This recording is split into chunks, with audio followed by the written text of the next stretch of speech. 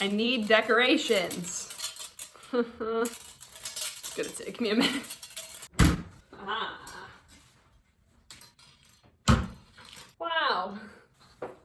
Tis the spooky season, so we do need some orange juice.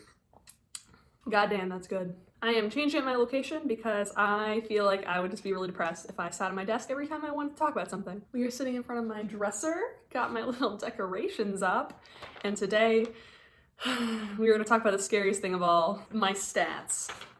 My extracurriculars. When I go on YouTube and I search up college videos and try to learn more about people, these are always the videos that I hate the most because I hate comparing myself to others. Like, it just like terrifies me because, you know, there's always someone better than you. And I'm definitely not that person. I'm really hoping that this is brave and not just idiotic. While you watch this, take it with a grain of salt because, you know, my experiences are different than your experiences, and just because I'm doing one thing or not doing one thing doesn't mean that it's going to determine, you know, how you do at UChicago or whether you'll get in, okay? Don't stress out about it. Just enjoy yourself. Enjoy life, okay? Imposter syndrome is a really big thing at UChicago, so making this video is hard because I don't feel like I deserve it. But, you know, at the very least, I can help out someone that wants to know a little bit more about me and my high school experience.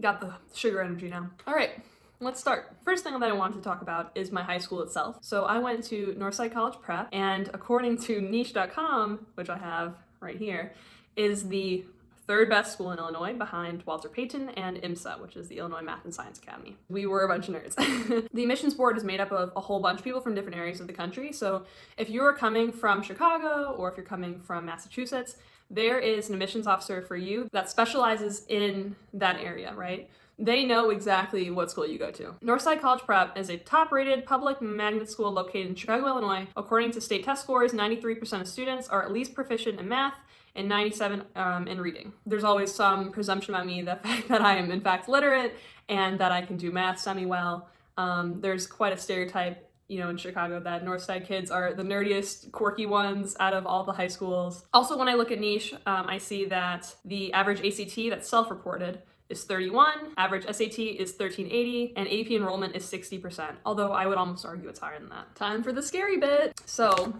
got my little paper of notes as I did last time, back of my physics homework. So in high school, my GPA out of 4 was a 3.97. I also checked my weighted GPA, which no one really cares about, to be honest, and it is a 4.857 out of 5. Grain of salt, people. Take it with a grain of salt. High schools grade very differently. My high school tended to grade inflate, but other people, that won't be the case, so keep that in mind. Don't pressure yourself. Thank you. I personally did not take any SAT 2s, but you know, I know people that did and they worked out fine. UChicago doesn't require any, so I was like, that's a lot of effort to put into studying, you know, for the information that you're all looking for. But my ACT super score was a 32.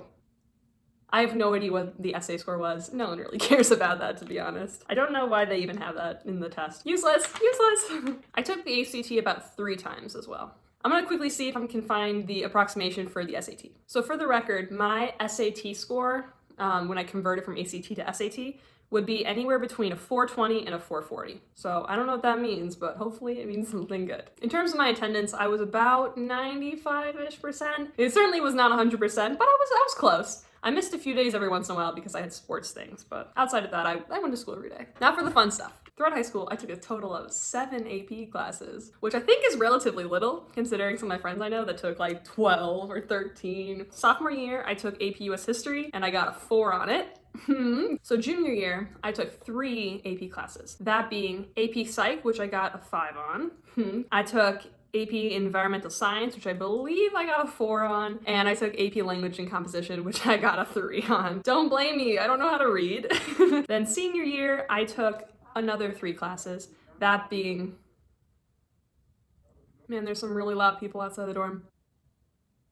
Okay, I think we're good. So then senior year, I took another 3 AP classes, that being AP French, which I believe I got a 4 on, AP Microeconomics, got a 4, and AP Calculus AP, which I got a 3. However, I should kind of note though, by the time that senior year came around and it was coming time for the AP test itself, I was well aware that I was in UChicago at the time. I didn't care because I knew for a fact that I wasn't going to get any credit. on more or less any of my AP classes. For instance, I could only get credit for calculus AB if I got a 5, and that wasn't gonna happen, so I just I didn't study or respond to many of the questions.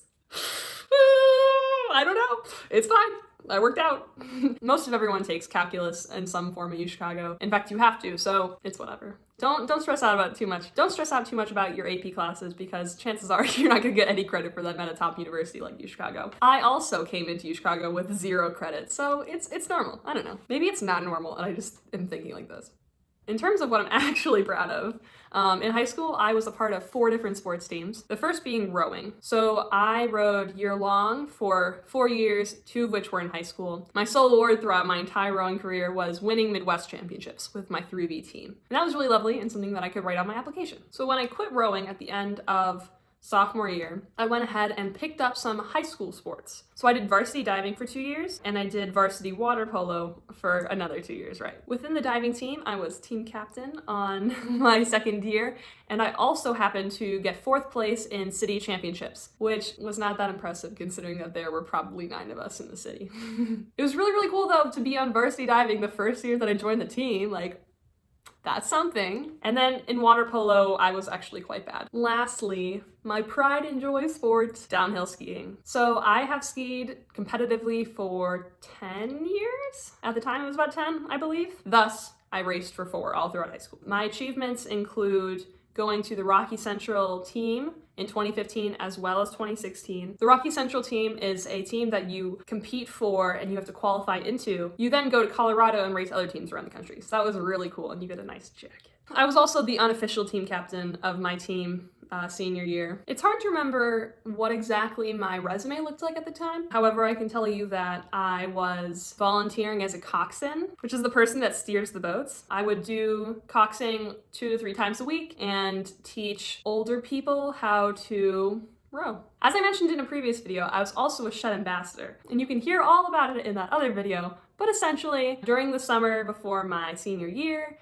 I taught people about the fish.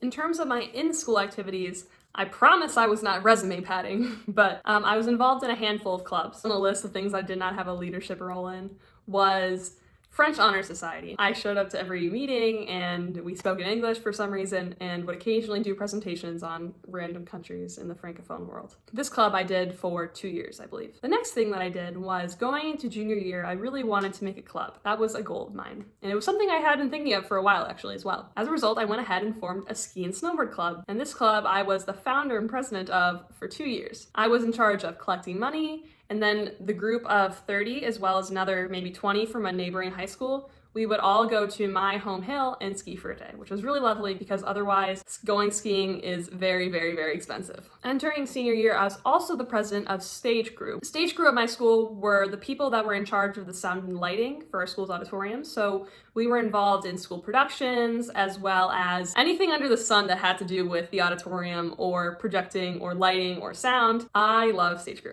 And it was something that I'd only joined junior year, so I guess that's something to keep in mind. It's there could be quick turnarounds for getting to positions of leadership in high school. The last club that I can think of is Aquarium Club. That's a club that I in fact had mentioned in my Why UChicago essay. Aquarium Club is a special club that I joined freshman year and then maintained through senior year, although I do admit by senior year I had lost a lot of interest. Anyway, we more or less were in charge of cleaning the fish tanks every week and that all the fish were healthy.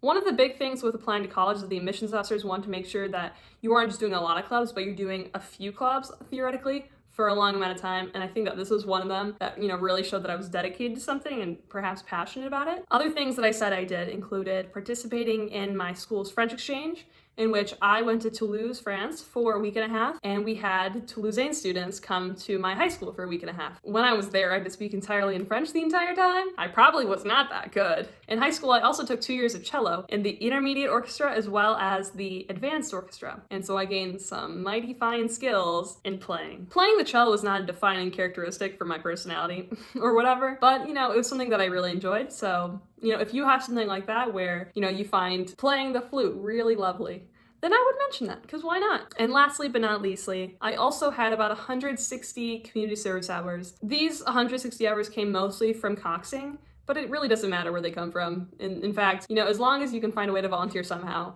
I think that's all you need. And like that, we are done. We got through it together, didn't we?